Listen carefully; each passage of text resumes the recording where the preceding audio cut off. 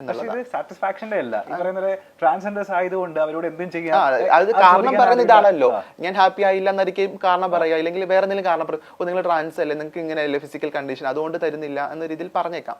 അപ്പം അതാ പറഞ്ഞത്, നമ്മൾ പോകുമ്പോൾ ഒരു ഇതൊക്കെ പറഞ്ഞിട്ടായിരിക്കും അവർ മിക്കപ്പോഴും പറയുന്ന ഒരു കാര്യമാണ് ഞാൻ കേട്ടിട്ടുള്ളത്, ഈ സാറ്റിസ്ഫൈഡ് ആകുന്നില്ല എന്നുള്ളത്. അപ്പൊ എനിക്ക് തോന്നുന്നില്ല കേട്ടോ അങ്ങനത്തെ ആരെക്കാളും ഒക്കെ തന്നെ ഈ പറഞ്ഞ എല്ലാരെ പോലും കഴിവുള്ള എല്ലാരെ പോലും പറ്റുന്ന ആൾക്കാർ. ശാസ്ത്രം പറയുന്നത് മറ്റാരെക്കാളും സാറ്റിസ്ഫൈ ചെയ്യാൻ പറ്റിയിട്ടാണ്. അത് എനിക്ക് ശാസ്ത്രീയമായിട്ട് അറിയില്ല കേട്ടോ, ആയിരിക്കാം. അങ്ങനെ ഈ 7ാം ക്ലാസ്സിൽ പഠിക്കുമ്പോഴല്ലേ കൂട്ടമായിട്ട് വന്നിട്ട് നമ്മൾ ഫിസിക്കലി ഒരു 8ാം ക്ലാസ് ഒക്കെ പഠിക്കുന്ന സമയത്താണ് ക്ലാസ് മുറിയിൽ 8 സ്റ്റുഡൻസിനായിരുന്നു ഫിസിക്കലി ഒരു ഗ്യാങ് റേപ്പ് നേരിടേണ്ടി വന്നിട്ടുണ്ട്. അത് ക്ലാസ്മേറ്റ്സ് ആണോ ചെയ്തത്? ആ ക്ലാസ്മേറ്റ്സ് ആണ്. അപ്പൊ റിയാക്ട് ചെയ്തില്ലേ അപ്പൊ ആ സമയത്ത്? 8 പേരെ അടുത്ത് ഒരു മാൻ പവർ എന്നല്ല, നമുക്ക് പറ്റില്ല, ഒരു ഫിസിക്കൽ പവർ എനിക്ക് ഉണ്ടായിരുന്നില്ല അവരെ റിയാക്ട് ചെയ്യാൻ. ഞാൻ കരയുന്നു, നിലവിളിക്കുന്നു, അതൊക്കെ എനിക്ക് നല്ല ഓർമ്മയുണ്ട്. ആ ദിവസം എനിക്ക് ഇപ്പോഴും ഓർമ്മയുണ്ട്. എൻ്റെ ബാഗൊക്കെ ഇങ്ങനെ തറയിൽ നിന്ന് വീഴുന്നതും എൻ്റെ ഡ്രസ്സ് ഇങ്ങനെ ഊരുന്നതൊക്കെ എനിക്ക് നല്ല ഓർമ്മയുണ്ട് ആ ദിവസം. ഞാൻ ഒരിടത്തും ആ വിദ്യാർത്ഥികളുടെ പേരൊന്നും പറയാൻ ഒരിക്കലും ആഗ്രഹിക്കുന്നില്ല. തെറ്റുകൾ ചെയ്യപ്പെട്ടിട്ടുണ്ട്, തിരുത്തപ്പെടുക തന്നെ ചെയ്യും എന്നാണ് ഞാൻ വിശ്വസിക്കുന്നത്. ക്ഷമയൊക്കെ ചോദിച്ചിട്ടുണ്ട് അതിന് ശേഷം, മീൻസ് ഇപ്പം ഒന്നില്ല, റീസെന്റ് അതൊക്കെ ക്ഷമ ചോദിച്ചിട്ടുണ്ട് ആൾക്കാർ. എങ്കിലും മറക്കാൻ പറ്റാത്തൊരു ദിവസം തന്നെയായിരുന്നു അതെന്നുള്ളതാണ്.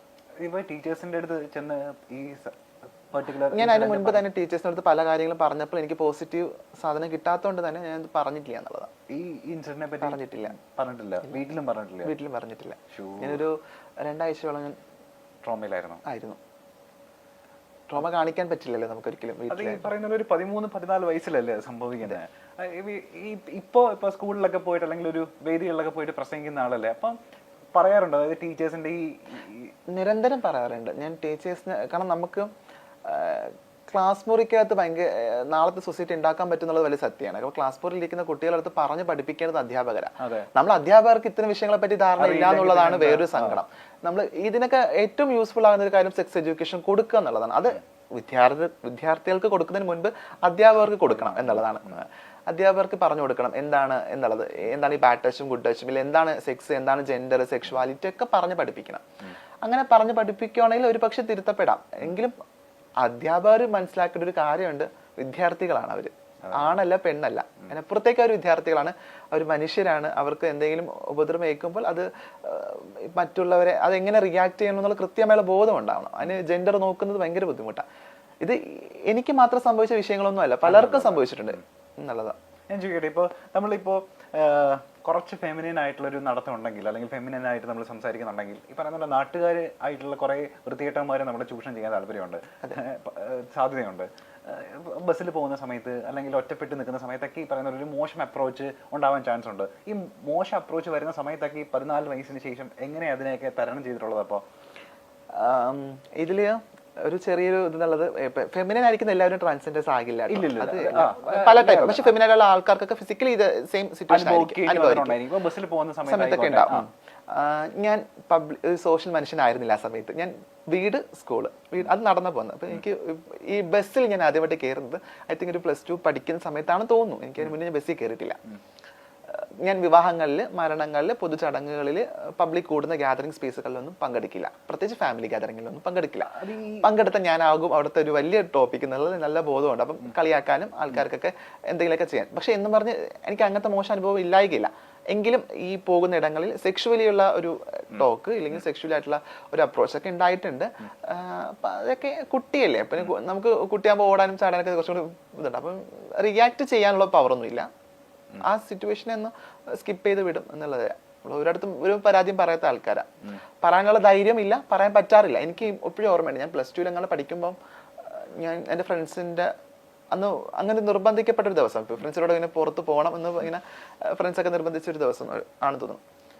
അപ്പം ഇങ്ങനെ പോയ സമയത്ത് എന്നൊരു ആളിങ്ങനെ ഈ പറഞ്ഞ കണക്ക് സെക്ഷുവലി ഇങ്ങനെ സംസാരിച്ചു. ഇയാൾ ഭയങ്കര ഫെമിനൈൻ അല്ലേ, മറ്റേതൊക്കെ ആയിരിക്കും, മറ്റൊരു വേർഡ് യൂസ് ചെയ്ത് മറ്റേതായിരിക്കും, ഇങ്ങനെ കിട്ടുമോ എന്ന രീതിയിലൊക്കെ. അപ്പൊ ഞാൻ ഇത്രയും ഫ്രണ്ട്സിൻ്റെ ഇടയിൽ നിൽക്കുക. അപ്പൊ നമ്മൾ എന്താ ചെയ്യുക, ഫ്രണ്ട്സ് ഇപ്പം നമ്മളെ സപ്പോർട്ട് ചെയ്യുന്നു നമ്മൾ കരുതും. അവിടെ അതല്ല സംഭവിച്ചത് എന്നുള്ളതാണ്. ആ ഫ്രണ്ട്സ് തിരിച്ച് അതെ, അതൊരു ഇങ്ങനെയൊക്കെ ഉണ്ടാകുക എന്നുള്ളത് നമ്മൾ സ്വയം നമ്മൾ ചിന്തിക്കുമ്പോൾ നമുക്ക് ഒട്ടും പറ്റില്ല അങ്ങനത്തെ സിറ്റുവേഷനൊക്കെ എങ്ങനെ ടോളറേറ്റ് ചെയ്യുന്നുള്ളത്. അതൊക്കെ ടോളറേറ്റ് ചെയ്യേണ്ടി വന്നു എന്നുള്ളതാണ്. ഈ നേരവും കടന്നു പോകും എന്നുള്ളതായിരുന്നു. ഈ ട്രാൻസ്ജെൻഡർ ആവാൻ പോയതിന് ശേഷമുള്ള ഒരു ജീവിതം ഉണ്ടല്ലോ, അതായത് ഈ മമ്മിയുടെ കൂടെയാണ് അപ്പൊ താമസിച്ചതൊക്കെ, സർവൈവ് ചെയ്തതൊക്കെ അവിടെ നിന്നിട്ട് തന്നെയാണ്. അപ്പൊ എത്ര കാലം അവരുടെ കൂടെ താമസിച്ചു? ഞാനൊരു 1.5 years അവരുടെ കൂടെ ആയിരുന്നു. എനിക്ക് പിന്നെ ഒരു ലിവിംഗ് ടു ദ റിലേഷൻ ഉണ്ടായിരുന്നു, ഒരു പാർട്ട്ണർ ഉണ്ടായിരുന്നു. ഒരു പാർട്ട്ണറോടൊപ്പം ഒരു 2-2.5 വർഷം ജീവിച്ചു. നിലവിൽ ഐ എം സിംഗിൾ. ഞാൻ ഒറ്റയ്ക്ക് ഇൻഡിപെൻഡന്റ് ആയിട്ട് ജീവിക്കുന്നു. ഇപ്പം എനിക്കൊരു ഫാമിലിയൊക്കെ ഉണ്ട്, ചൂസിങ് ഫാമിലിയൊക്കെ ഉണ്ട്. എനിക്കിപ്പോൾ ഞാനൊരു ഫ്രണ്ട് സർക്കിളിനകത്ത് ജീവിക്കും, ഭയങ്കര കംഫർട്ടബിളാണ്. ഈ ഫ്രണ്ട് സർക്കിളിന്റെ കാര്യം പറയുമ്പോഴേ എപ്പോഴൊക്കെ കണ്ടിട്ടുണ്ട് അപ്പോഴൊക്കെ നമ്മളുടെ കൂടെ ഒരാളുണ്ടായിരിക്കും. ശ്രുതി സിത്താരയായിട്ടപ്പോ ഇത്രയും സൗഹൃദം വരുന്നത്?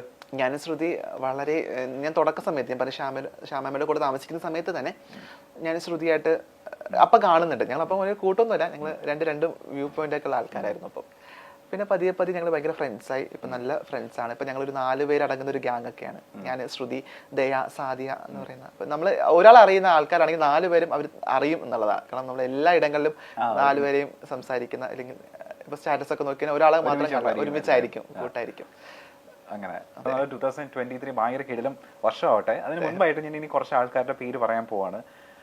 എനിക്ക് തോന്നുന്നു സമീപകാലങ്ങളിൽ ചിലപ്പോൾ അവരായിട്ട് അസോസിയേറ്റ് ചെയ്യാൻ ചിലപ്പോൾ ഭാഗ്യം ഉണ്ടാവുമായിരിക്കും. ഈ പേര് പറയുന്ന സമയത്ത് അവരെ പറ്റിയിട്ടുള്ള താങ്കളുടെ അഭിപ്രായം എന്താന്ന് അറിയാൻ താല്പര്യമുണ്ട് എനിക്ക്. പേര് പറയട്ടെ. ജേർണലിസം പഠിച്ചുകൊണ്ട് തന്നെ എല്ലാ ദിവസവും ഈ പറഞ്ഞ ന്യൂസൊക്കെ കാണാനും പത്രം വായിക്കാനൊക്കെ സമയം കണ്ടെത്താറുണ്ടല്ലോ? കുഴപ്പമില്ല, ഫോൺ ഭയങ്കര യൂസ് ആണ് അതിലൊക്കെ. ഓക്കെ. ന്യൂസ് വായിക്കുന്ന അല്ലെങ്കിൽ ഫോൺ ഉപയോഗിക്കുന്ന ന്യൂസ് ഹാൻഡിലൊക്കെ ഡെയിലി പറയുന്ന ചുമ്മാ ഒന്ന് കണ്ണോടിക്കുന്ന ആളാണെന്നുണ്ടെങ്കിൽ ഇവരുടെയൊക്കെ പേര് എന്തായാലും അറിഞ്ഞിരിക്കണം. അപ്പോൾ ഇവരെ പറ്റി പറയുന്ന പോലെ അഭിപ്രായം ഒന്ന് പറഞ്ഞാൽ മതി. ഓക്കെ. നമ്മളുടെ കാഴ്ചപ്പാട് ഭയങ്കര കാഴ്ചപ്പാടുള്ള വ്യക്തിയാണെന്നാണല്ലോ എല്ലാവരും പൊതുവെ പറയപ്പെടുന്നത്. ആദ്യത്തെ ആൾ ഈ പറയുന്ന പോലെ അഖിൽ മാരാർ ഈ സമീപകാലത്ത് ഭയങ്കര ചർച്ച നേടിയ ഒരാളാണ്. എന്താ അഖിൽ മാരാറിനെ പറ്റിയിട്ടുള്ള അഭിപ്രായം എന്താ? നല്ലൊരു വിമർശകനാണെന്ന് തോന്നിയിട്ടുണ്ട്. ചില കണ്ടന്റ്സ് ഒക്കെ പറയുമ്പോൾ